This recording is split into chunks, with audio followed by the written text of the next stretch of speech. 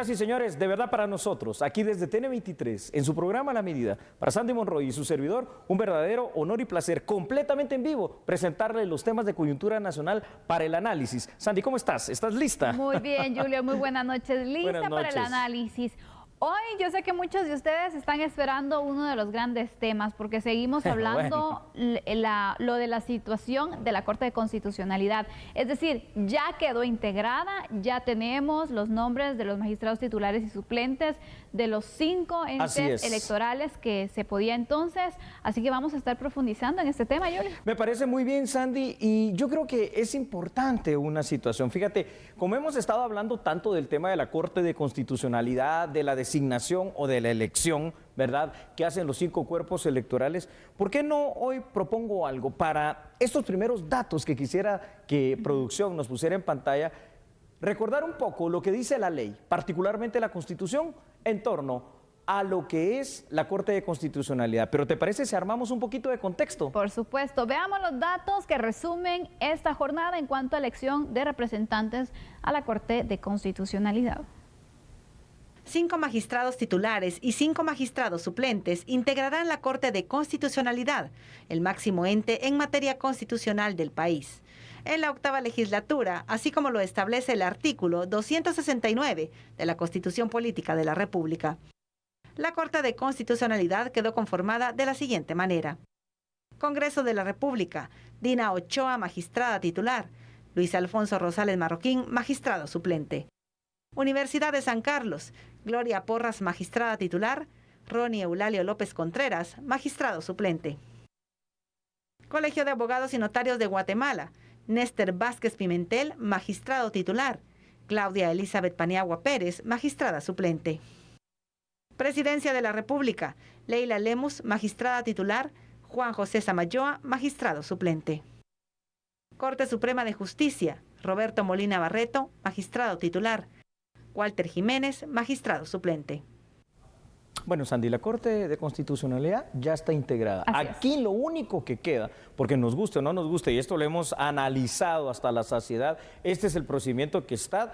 Otra cosa es que ya lo he dicho también en varias ocasiones, en su momento habrá que hacer seguramente reformas a los sistemas de elección, pero esto es lo que el próximo 14 de abril nosotros tenemos que respetar: las designaciones de 4 órganos electorales y la elección de uno de ellos en cuanto a la nueva integración de la Corte de Constitucionalidad, la cual, por supuesto, Sandy, esperamos que en principio cumpla con el orden constitucional para la cual fue formada a través, primero, de aquella famosa Constitución del 65, que ya nos hacía ver algo de lo que podría ser un órgano constitucional, pero que a partir de la Constitución de 1985, que es la que tenemos hoy vigente, ya queda instituida como el máximo tribunal constitucional, no como el máximo tribunal del país. Efectivamente, Julio. Tenemos información para ir pues ampliando este análisis que yo quisiera que pudiéramos mostrar y proyectar, porque vamos a lo que dice nuestra Constitución, vamos a la parte legal, Julio. Perfecto, Sandy. Yo creo que esto es muy importante. Por favor, todos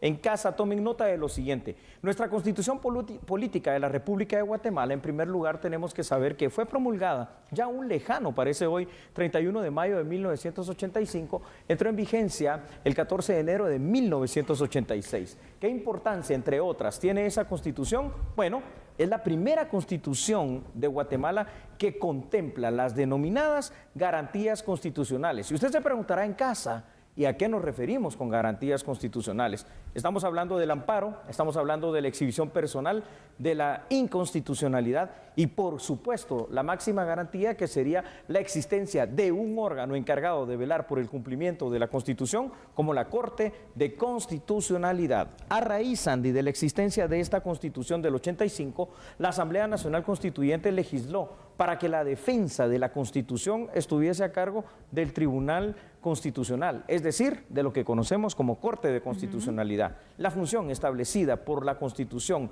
hacia la Corte de Constitucionalidad es simple y sencillamente ser el garante máximo del cumplimiento exacto de los preceptos establecidos en nuestra máxima ley. Y aquí le voy a compartir lo que son algunos artículos que no están allí en pantalla, pero que usted tiene que recordar. Por favor, váyase a lo que dicta el artículo 44, el artículo 175 y el artículo 204 de la Constitución Política de la República de Guatemala, donde establece que todas las resoluciones de todos los tribunales, y la Corte de Constitucionalidad es un tribunal, lo único que es el máximo tribunal constitucional, deben estar basadas y amparadas en derecho, pero sobre todo en lo que dicta la Constitución Política de la República de Guatemala. Esa es la gran función de este no organismo, porque la gente ya lo ha empezado también a confundir por esta actuación política más que jurídica que ha tenido en los últimos años, sino que de este Tribunal Constitucional.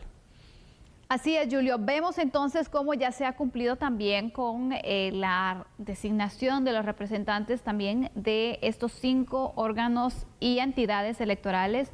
Creo que es muy importante también mostrar esta información porque... Así es.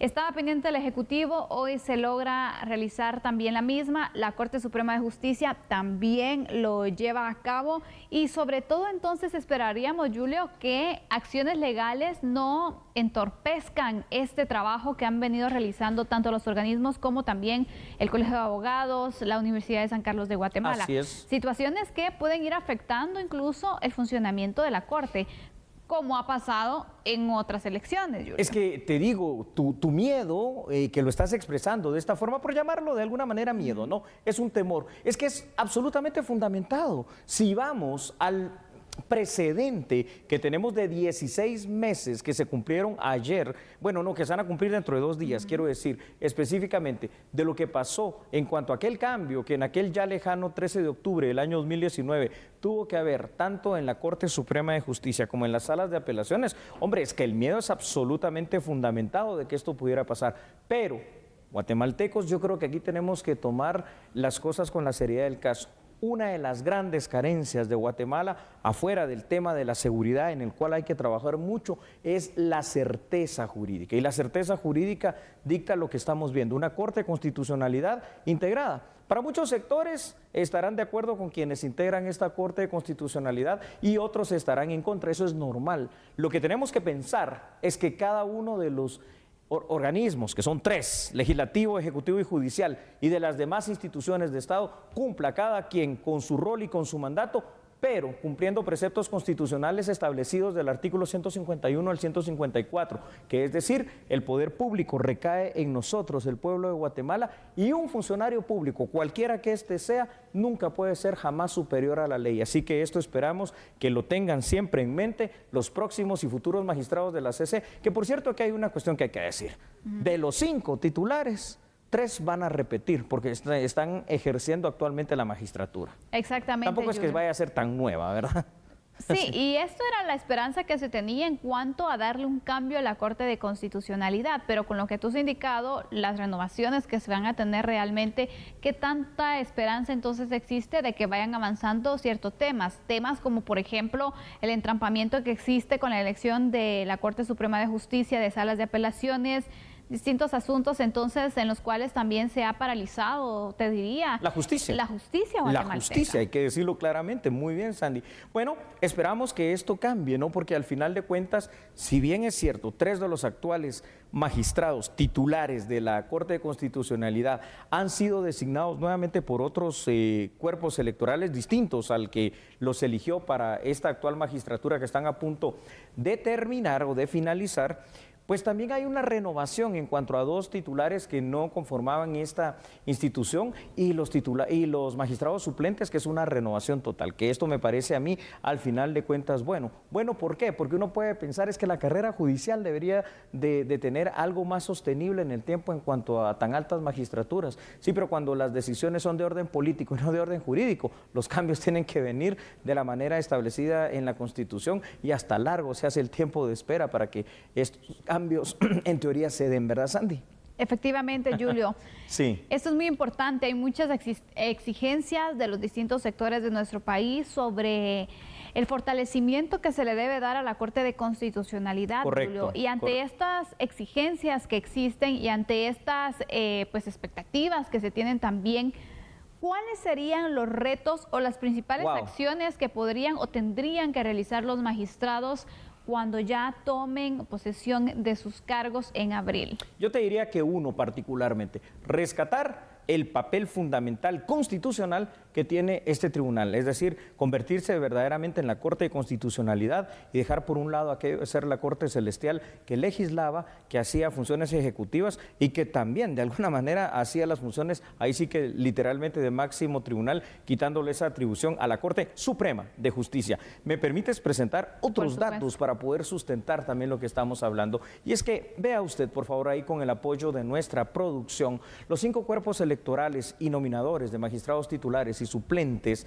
a la Corte de Constitucionalidad, como lo dijo Sandy, ya designaron a sus representantes. La próxima Corte de Constitucionalidad va a tomar posesión este 14 de abril y su periodo es 2021-2026. Eso tenemos que tenerlo claro porque los plazos constitucionales son plazos máximos, es decir, en derecho plazos perentorios. Un dato a destacar es que los magistrados titulares casi no cambiaron, ya lo dijimos, 3 de ellos se están repitiendo. Se espera, y esto es lo importante, Sandy, se espera por parte, creo yo, de todos los guatemaltecos y sobre todo por parte del sector justicia nacional, que el trabajo de la próxima Corte de Constitucionalidad sea apegado total y completamente a derecho, que se constituya en el verdadero garante del cumplimiento de las garantías constitucionales y que recuperemos esa certeza jurídica que de a poquito se ha ido perdiendo, pero que al perder la certeza jurídica perdemos oportunidades de inversión, perdemos oportunidades de credibilidad, perdemos oportunidades de que las demás naciones vean a Guatemala como un país realmente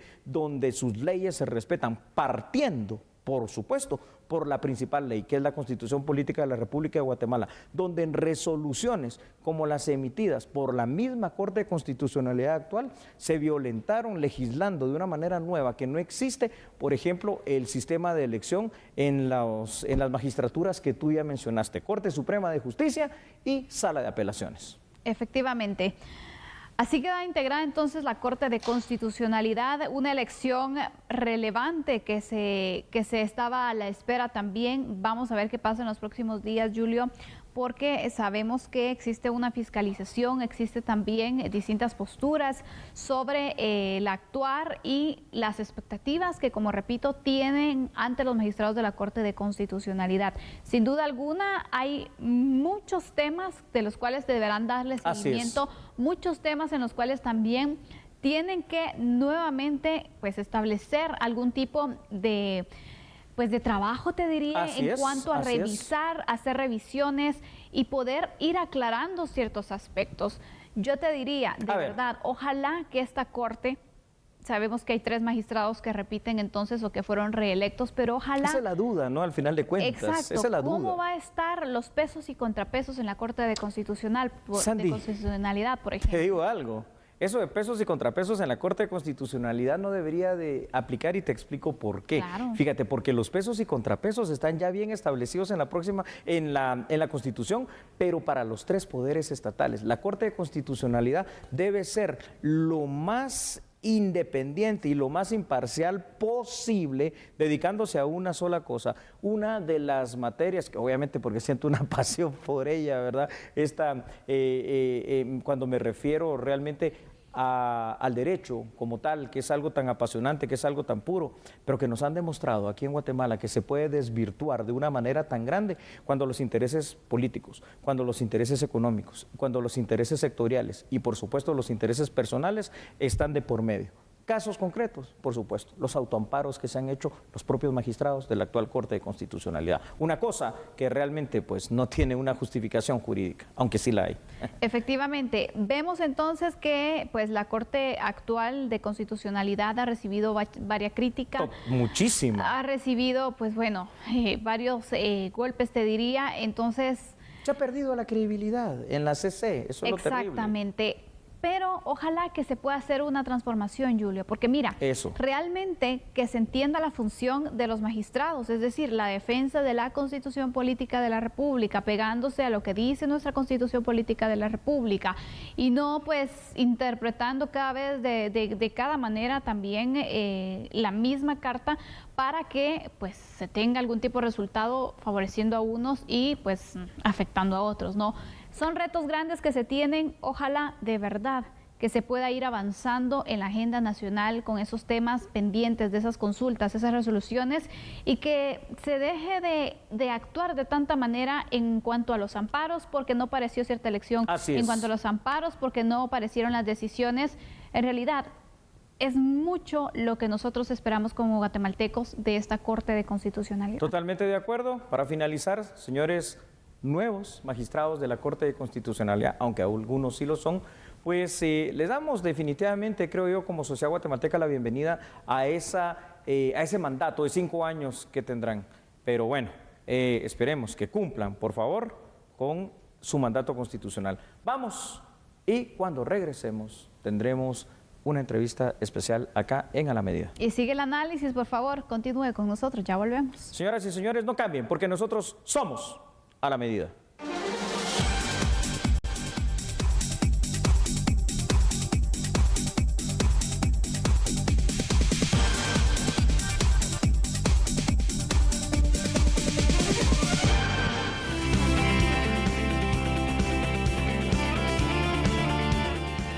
Y bueno, regresamos con la entrevista porque vamos a hablar del sector turismo. El sector turismo que tras la pandemia del COVID-19 que todavía estamos enfrentando, se ha visto seriamente afectado. De hecho, un 14% de las empresas dedicadas al turismo cerraron y varios empleos se perdieron. Hoy tenemos con nosotros en el estudio al licenciado Manolo Marroquín, presidente de Empredegua, con quien vamos a abordar entonces esta situación, la recuperación económica por medio del turismo. Bienvenido, licenciado. Buenas noches. ¿Cómo está? A ver, gracias. Sí, licenciado Marroquín, bienvenido. Gracias, Julio. Gracias. Buenas noches. Gracias. Sí, perfecto. Gracias, Andy, por haber hecho este contexto. Sé la emoción de lo que estamos hablando ahorita en el tema del turismo y eso es muy bueno, siendo que al final de cuentas, tú bien lo dijiste, el sector turístico, uno de los principales en Guatemala para generar divisas y para generar empleo y trabajo, fue seriamente golpeado en el año 2020. Y sabes una cosa, este año 2021 no es que pinte mucho mejor. ¿Por qué? Porque no vamos a esperar tantos turistas extranjeros. Pero los guatemaltecos algo podemos hacer. Exacto. Porque te digo una cosa, ¿por qué tenemos que escoger otros destinos que no sean Guatemala? Efectivamente, así que vamos a iniciar entonces con las preguntas, presidente de Empredegua. Quisiera saber primero que le pudiera explicar a nuestros televidentes qué es Empredegua para que conozcan más acerca de esta entidad. Gracias por la entrevista. Lo que significa Empredegua es empresarios, emprendedores de Guatemala. A raíz de la pandemia, un grupo de amigos, empresarios micro, pequeños y medianos, decidimos unirnos para lanzar una campaña de optimismo a Guatemala. La pandemia de alguna manera paralizó a los guatemaltecos y el miedo nos hace quedarnos inertes o nos hace salir adelante a buscar nuestras metas y nuestra productividad. Esta campaña que se llamaba Que Viva la Economía, pues empezó a generar mucha simpatía entre la gente, porque al final nuestro gran mensaje era priorizar el consumo del producto nacional y entendimos una gran lección que nos dejó el COVID. Yo creo que si algo todos los guatemaltecos estamos claros y entendemos es que el COVID nos dejó la gran lección de que juntos somos más fuertes. A raíz de eso, pues Empredegua se ha dedicado a hacer propuestas propositivas en distintos sectores, para distintos sectores, en lo que se refiere a activar la economía. Y hoy por hoy, pues el tema de turismo es un tema que nos atañe y que creemos que es importante abordar porque tenemos muy cerca la Semana Santa y la industria turística pues está pasando un momento complicado y a raíz de eso creemos que hay retos y hay grandes oportunidades que podemos aprovechar si nos unimos como guatemaltecos y entendemos el momento que se está viviendo. Precisamente esto es lo que queremos exponer en este momento. Sandy, tú recordarás que durante el año pasado hablamos de cómo el sector turístico se vio fuertemente afectado. Ya nos dabas tú unas cifras que son dramáticas. Hoy, precisamente, a usted, licenciado Marroquín, presidente de Empredegua, quisiera preguntarle así claramente, para que tengamos esa dimensión de lo que a veces nos cuesta a nosotros entender. ¿Cuánto cayeron las ventas en el sector turístico el año 2020? Y por sobre todo, ¿cuántas personas que están en la industria del turismo tuvieron que ser despedidas, afectadas, separadas de su trabajo? ¿Qué nos cuenta sobre eso con relación a este estudio que ustedes han hecho? ¿Por qué? Porque al final de cuentas la industria turística, que también lo hemos hablado aquí, representa la micro, mediana y pequeña empresa de Guatemala. Esa es una muy buena pregunta, Julio. De hecho, nosotros hicimos un estudio exploratorio para determinar hasta dónde la pandemia había afectado al sector turístico de Guatemala. Y una de las cosas de los hallazgos que pudimos concluir en nuestro estudio es que para el 83% de las empresas de turismo, sus ventas han caído de un 50 a 90% en relación al año anterior de la pandemia. Tan dramáticas son las cifras, licenciado. Así son, y el 71% de las empresas han tenido que despedir parte de su personal. El 23% para retenerlos ha tenido que suspender labores hasta el incremento de sus ventas. Esto quiere decir que el 94% de las empresas se han visto obligadas a que sus colaboradores dejen de percibir un salario. Pero ahí hay un punto bien importante entre las conclusiones. ¿Cuál será? El 79% de los representantes del sector turístico de Guatemala ven con positivismo el futuro del sector. Y yo diría que al final eso es lo más importante y es el tema medular al que yo me quisiera referir. Nosotros creemos que si bien es cierto la industria está sufriendo un momento complejo, tenemos a la vista un momento que para la industria turística es importantísima y es la Semana Santa. Hay una realidad, la Semana Santa no será como otros años. La afluencia del turismo internacional que normalmente viene a nuestro país no será la misma y simple y sencillamente esto no es por una falta de promoción de nuestra plaza turística de nuestro país ante el mundo, sino que los mercados de alguna manera de viajeros se han contraído a nivel mundial. Guatemala entonces va a enfrentar una Semana Santa con menos afluencia de turismo internacional y nosotros y esa industria tendrá que nutrirse, nuestra industria turística, del turismo de Guatemala. El turismo interno que tendría que irse fortaleciendo. El turismo interno de Guatemala. Exactamente. Exactamente. Y ahí es donde yo quiero mandar un reto, porque nosotros queremos plantear retos, porque como en Predegua siempre queremos proponer acciones positivas, porque sin duda alguna las problemáticas siempre revisten oportunidades. Sandy, ¿qué piensas de esto? Por supuesto, mira, al final yo creo que el sector turismo también ha ido demostrando que tienen todo el interés y están luchando también para poder atraer entonces ese turismo interno. Nos toca a los guatemaltecos también ir aportando. Pero en este punto también me interesa conocer, en la pandemia hemos sabido que hay ciertos sectores del turismo que sí han recibido y que han tenido algún tipo de recuperación o han estado funcionando. Y yo quisiera que usted nos pudiera decir qué tipo de turismo o qué tipo de visitas entonces se han recibido en este tiempo de pandemia. Mire, una de las cosas que nos dice el estudio que realizamos es que la industria turística tiene una expectativa para esta Semana Santa de un 83% de visitantes que van a ser eminentemente guatemaltecos. Entonces el reto que nosotros lanzamos es hacer conciencia en los guatemaltecos que esta Semana Santa debemos viajar, pero pensando en ayudar. La industria turística del país necesita nutrirse del turismo interno. Nosotros los guatemaltecos encontramos en Semana Santa un momento para viajar, un momento para poder pasear y conocer un poquito de nuestro país.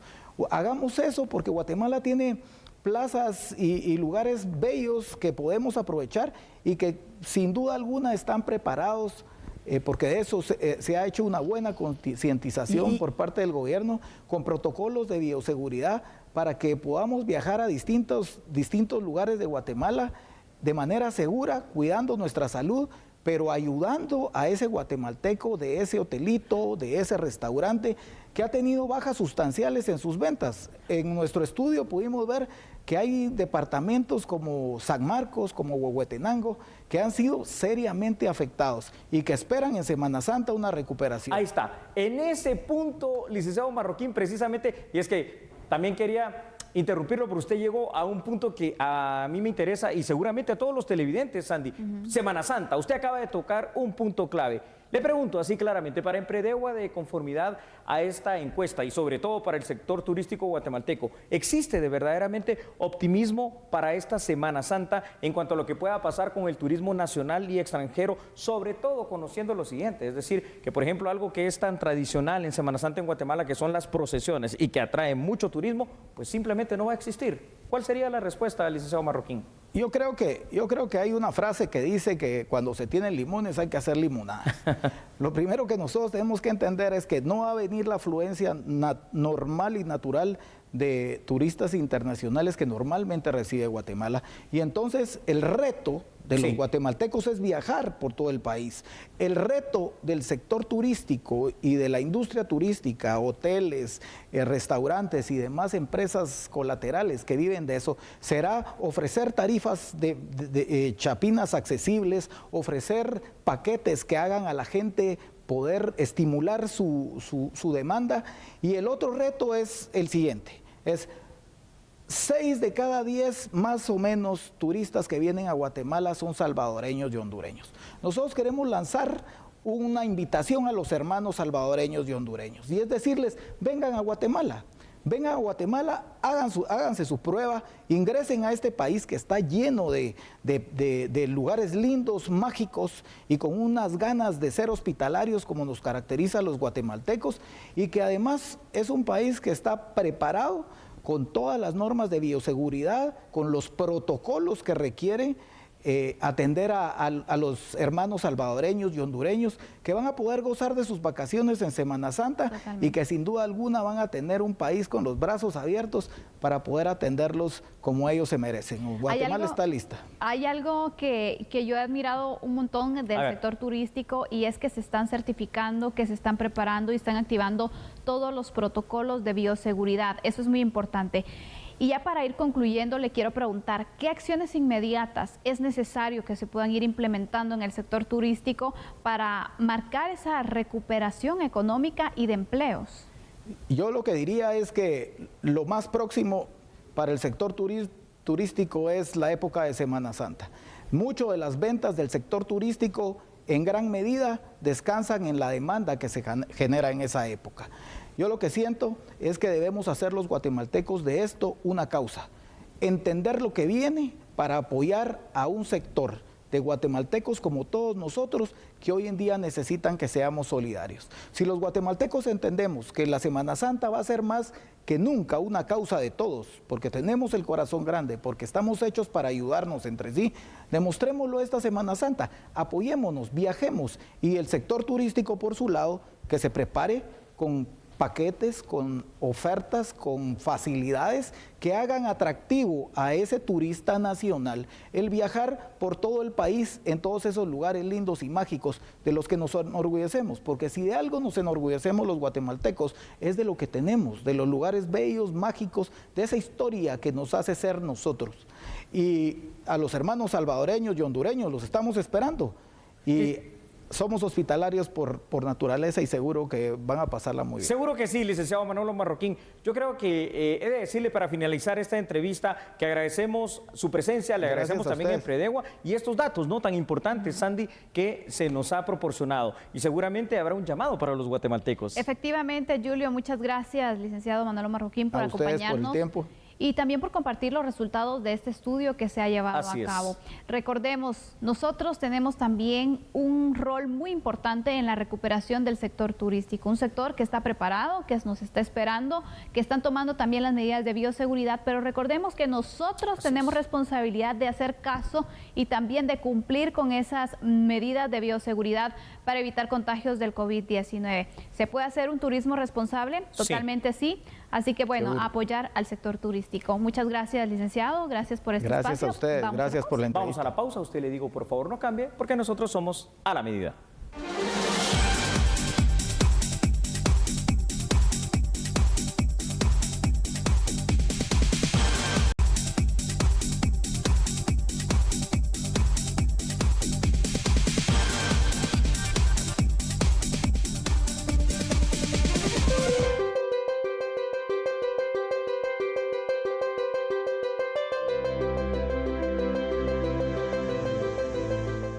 Una historia que se vuelve dramática y de la cual en tantas ocasiones hemos hablado aquí para usted, junto con Sandy Monroy en el análisis. Aquellos padres, Sandy, que tienen que partir, que tienen que emigrar hacia Estados Unidos, pero que al irse dejan acá a su familia, particularmente a los hijos. Y hoy, precisamente, creo que esto es algo muy bueno para muchas familias guatemaltecas, o al menos eso se podría esperar, que los padres migrantes puedan reclamar a sus hijos desde los Estados Unidos. Aquí vemos ya cierta apertura, le pudiéramos llamar así, sobre las políticas migratorias con relación a lo que actualmente está haciendo el presidente Biden. Así es, pero hay que ver los requisitos, Julio, también que se deben cumplir, porque no aplica a todos los casos. Es así correcto. que hoy vamos a explicar entonces esta propuesta que existe y esta posibilidad que pues ha alegrado, te diría, a la comunidad latina.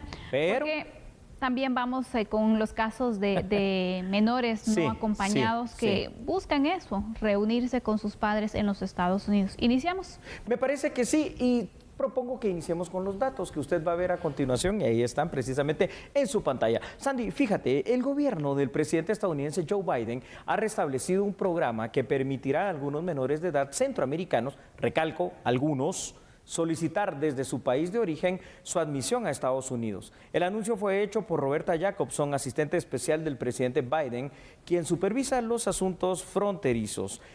El programa, implementado por el presidente Barack Obama, permitirá a niños de Centroamérica solicitar protección desde su país de origen, por ejemplo, el caso de Guatemala. De esta manera se busca evitar que menores de edad inicien un peligroso viaje al norte a efecto de reunirse con sus padres que ya están en Estados Unidos. Y es que esto es muy importante, Sandy, porque si te das cuenta en estas nuevas formas de migración, que ahora lo vemos a través de caravanas, una de las presencias que más nos llama la atención, pero que por supuesto más nos preocupa, es el hecho de ver a tanto niño, a tanto menor de edad, pero por sobre todo aquellos niños y adolescentes que están viajando prácticamente solos.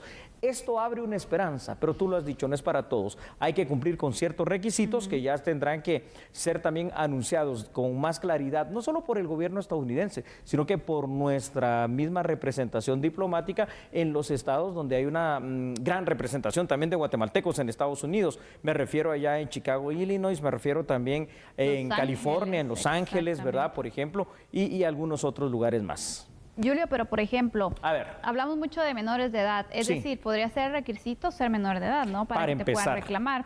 2, son migrantes que ya están legalizados o que están en proceso en algún tipo de beneficio, no sé. Así es. Porque también recordemos que mucha de la cantidad de migrantes, entonces, imagínate, si un migrante irregular lo que hacer es entregarse a ICE. Exactamente, entonces también gran cantidad también de familias se han separado de esa forma y muchos están a la espera de poder tener algún tipo de beneficio o están entonces con ese riesgo por no tener los papeles. Correcto, Sandy. Bien dicho, así es. Tiene que haber esas condiciones especiales. Usted tiene que ser un migrante que ya está tratando de arreglar su situación migratoria en Estados Unidos o que en todo caso ya hasta posee la Green Card. De lo contrario, si es ilegal, lo que van a hacer es deportarlo. Vamos con otros datos, ¿te parece? Por supuesto. Claro que sí, y es que ahí los tiene por favor en pantalla. Este programa, junto a una inversión de $4.000 millones para los países del Triángulo Norte y el sur de México, han sido la base del manejo del fenómeno migratorio del gobierno de Biden. Ambas medidas buscan disuadir la migración ilegal, abordando temas como la pobreza, la violencia y la corrupción, que definitivamente afecta a muchas familias en nuestros países. El desafío inmediato, Sandy, que enfrentará el gobierno estadounidense es el trato de miles de menores de edad migrantes que ya están en la frontera estadounidense. Según los últimos datos de la Agencia de Aduanas y Protección Fronteriza, escuchen ustedes, hay 9.457 menores de edad que fueron detenidos en la frontera estadounidense sin sus padres. Las cifras representan el claro aumento a la situación que se manejaba en enero de este año, cuando fueron detenidos al menos 5.800 menores de edad. Padres migrantes entonces podrán reclamar a sus hijos desde Estados Unidos siempre y cuando cumplan, y yo te voy a pedir por favor que reiteremos cuáles serían los requisitos básicos fundamentales que tú los expresaste de una excelente manera, Sandy. Recalcábamos entonces menores de edad, personal o migrantes que ya estén legalizados o que estén en proceso de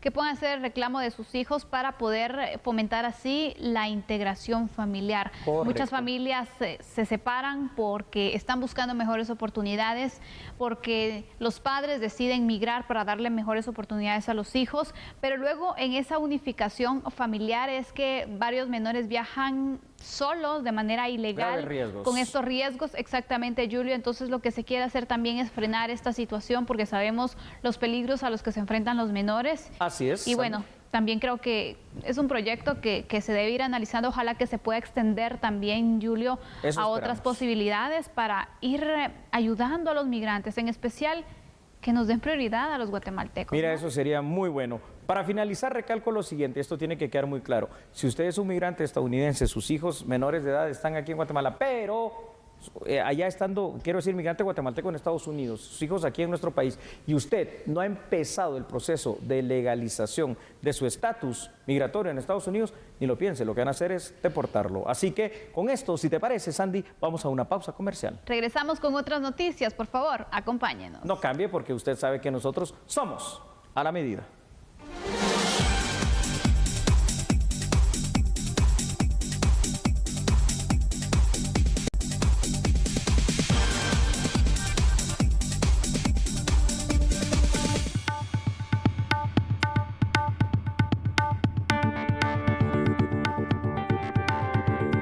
Durante el foro Misión de Seguridad para la Propiedad Económica desarrollado por las Cámaras de Comercio de los Estados Unidos de Guatemala, El Salvador y Honduras, el subsecretario adjunto para el Hemisferio Occidental, Administración de Comercio Internacional, Ian Saunders, detalló que es importante fortalecer dicho sector.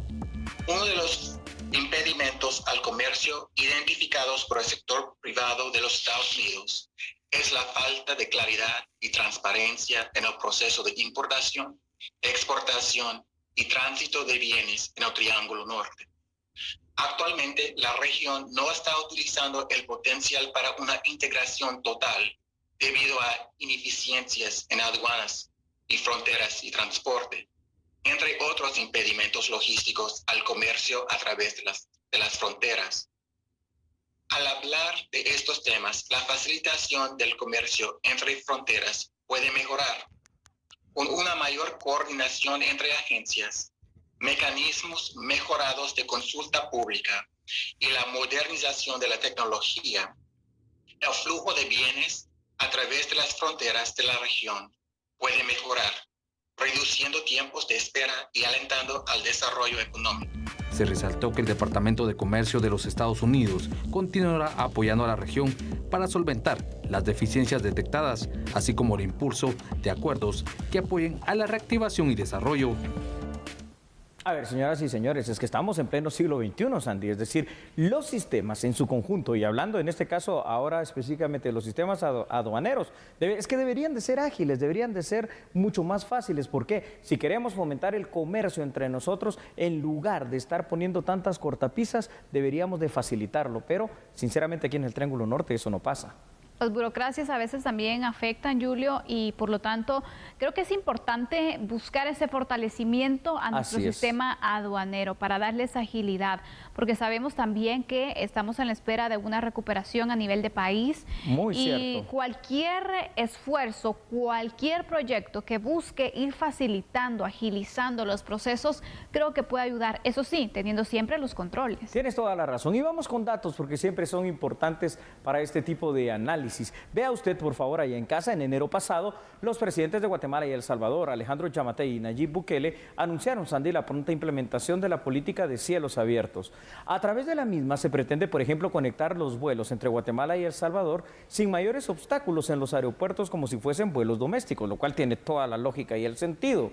También hablaron sobre la integración y también de eliminar los trámites fronterizos para trasladarse entre ambas naciones. La integración de trámites fronterizos y aduaneros con el resto de países de la región podría ayudar de gran manera, pero es que también hay países que no quieren colaborar en esto, y aquí hay que señalarlos claramente. Es decir, este es el caso y siempre lo ha sido desde la existencia, por ejemplo, del famoso CA4, donde Costa Rica no se integró, donde Panamá no se integró, donde Belice tampoco lo encontramos en esta integración. Y Belice, discúlpenme, pero o sea, realmente, aunque no lo tomamos como parte del Triángulo Norte, es pues prácticamente lo mismo, ¿no? Exactamente, Julio. Sabemos que la unificación, ser un bloque al final, y lo hemos hablado, trae mayores beneficios, pero bueno, no podemos esperar también que los países no se quieren unir. Los que tengan la iniciativa y también en el esfuerzo por hacer lo que empiecen, pero si estamos esperando a que todos se pongan de acuerdo, no. Ya Guatemala y El Salvador dieron los primeros pasos y ojalá que se puedan ir concretando y fortaleciendo los mismos. Vamos con más datos. Con mucho gusto, Sandy. Veamos estos datos ahí en pantalla, usted los tiene. Lograr una verdadera integración centroamericana podría definitivamente fortalecer la región. ¿En qué temas? Lo acabamos de hablar, el turismo y el comercio. Un avance logrado en los últimos años es la puesta en marcha de la declaración anticipada de mercancías para hacer más ágil el paso por las aduanas. Se esperaba que el principal efecto del sistema fuera la reducción de tiempos de espera en aduanas, la reducción de burocracia y, por supuesto, Sandy, la eliminación de la discrecionalidad entre usuarios y personal de aduanas. La meta a mediano y a largo plazo es que las aduanas centroamericanas solo sean de paso y que todas las declaraciones puedan ser electrónicas. Ojalá esto se logre para una verdadera integración y un mejor comercio y un tránsito de personas y de flujo de turistas entre nosotros. Efectivamente, son las acciones entonces que se han propuesto. Ojalá de verdad que se puedan concretar, que puedan ir buscando ese fortalecimiento, porque yo creo que marcaría una ayuda bastante significativa en nuestra economía y es momento entonces que también los países piensen en esa integración. Creo que hace falta mucho y bueno, ojalá que se puedan ir sumando el resto de países que tú mencionabas que no lo han querido hacer. Adiciono a lo que tú dices, Sandy, lo siguiente. Tenemos que entender que en pleno siglo XXI ya no podemos ser compartimientos estancos. Tenemos que ser un solo bloque, no una sola nación, pero al menos un solo bloque en todo sentido. Comercio, turismo y fortalecimiento de todos. Centroamérica, esperemos que eso lo logremos hacer y que las barreras que existen actualmente en los sistemas aduaneros pues vayan realmente cayendo para que avance el progreso en nuestras naciones. Continuamos con la información aquí en A la Medida. Y por cierto, autoridades de la empresa portuaria Quetzal se pronunciaron sobre un proyecto que pretende implementarse y que busca también mantener la estructura portuaria.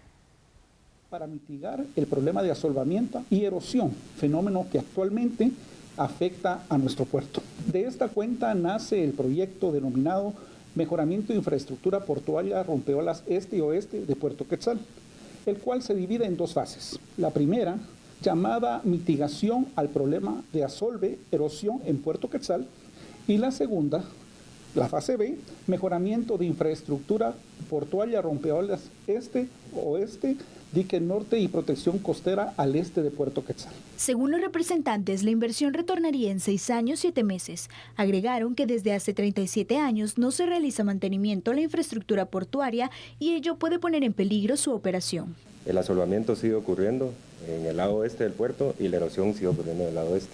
Solo 100 metros para que este asolvamiento de la acumulación de arena, alcance el morro de esta estructura y gradualmente esta arena empieza a ingresar al canal de acceso de Puerto Quetzal. A la erosión que ocurre en el lado oeste, ese médano que protege a las comunidades, esto ya es área de influencia del puerto, es fuera de las operaciones. Las comunidades que están de vivienda ahí, Iztapa, El Carrizo y todos los demás, los pescadores, este médano ya tiene un antecedente de haberse roto y el mar ingresa. El oleaje podría impactar de forma directa a los malecones de las viviendas y los mangles morirían al entrar en contacto con agua salada. En la fase B, se busca que las estructuras amplíen el tiempo de funcionamiento a 100 años. Autoridades aseguran que si no actúan, las repercusiones se reflejarán en el sector económico. La reducción progresiva de las recaladas de buques hasta que los rompeolas se destruyan por falta de mantenimiento y reparación. También la disminución de carga de embarque y desembarque, la reducción del tránsito y transbordo de carga, la pérdida de posicionamiento estratégico en la región de Puerto Quetzal y la migración de navieras a otros puertos de la región. A pesar de la pandemia del COVID-19 y por supuesto de los fenómenos naturales que afectaron Guatemala como ETA y IOTA, nuestro país fue calificado como el más destacado de la región centroamericana. Así lo expresó precisamente Kevin McAleenan, exsecretario de Seguridad Interna de los Estados Unidos de América. Vea la información, por favor. Sé que es un desafío bastante fuerte lo del coronavirus. Y también sé que acerca de las tormentas y sé que lo de recuperarse de eso y sé que todo eso que ha sufrido en Centroamérica, en Guatemala, El Salvador y que podemos trabajar con Estados Unidos,